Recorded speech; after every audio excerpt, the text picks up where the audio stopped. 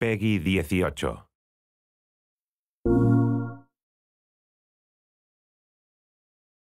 My name is David Hughes and I'm a disease biologist. I study infectious diseases and I'm an assistant professor of biology and entomology at Penn State University. So the premise of the game is that we have a disease jumping from one organism to another. If we take a step back and look at all the diseases that we humans have, we find that 60% of those diseases have indeed jumped from animals. We're constantly moving across this border between the human world and the animal world. And as we do so, we invite parasites to jump that border. AIDS is the classic example. It jumped from being in a chimpanzee, where it doesn't seem to be particularly virulent or dangerous, into humans. Consequently, 75 million people have become infected by HIV, 35 million people have died. And there are many more examples besides that. The classical example is the 1918 bird flu. After the First World War, this killed more individuals than the First World War itself. That jumped from an avian source into humans.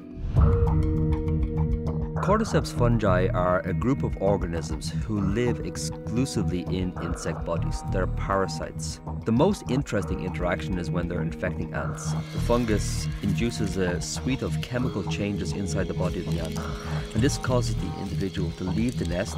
The ants ascend small saplings in the understory vegetation, and they have what really does appear to be a directed behavior. They're moving towards the midpoint of a leaf, and there they're finding the tissue and they're biting deeply into it.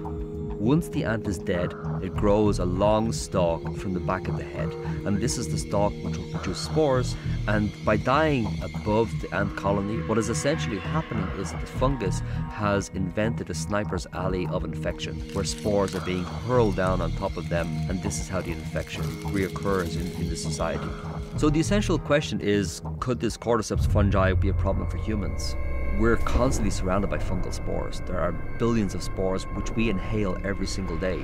And our immune system has evolved to deal with those, or otherwise we would have a very, very short life indeed. But there can be circumstances where fungal diseases do get into our bodies and infect us. It's not just our increasing population that's a problem, we're also turning up the thermostat on the planet. And this leads to massive problems in and of itself. Another problem, of course, is the airplane. We have this ability to move across the planet over the course of hours.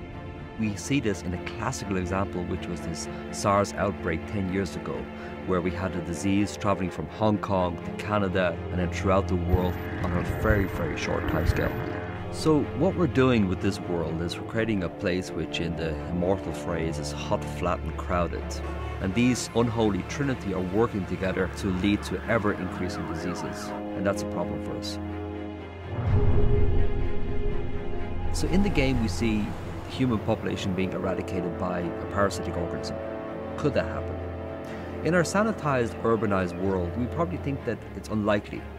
But if we look at the world through a historical lens, we don't have to go far until we see these massive population crashes. In certain parts of Europe during the bubonic plague, which started around about the 1348 and then lasted for about 600 years, we see massive population crashes, as many as half of the people dying. So it really doesn't take much imagination to think a really heavily populated city such as Mexico or New York City of some infectious organism getting in there. And if it doesn't reduce our population considerably, it will at least create massive panic.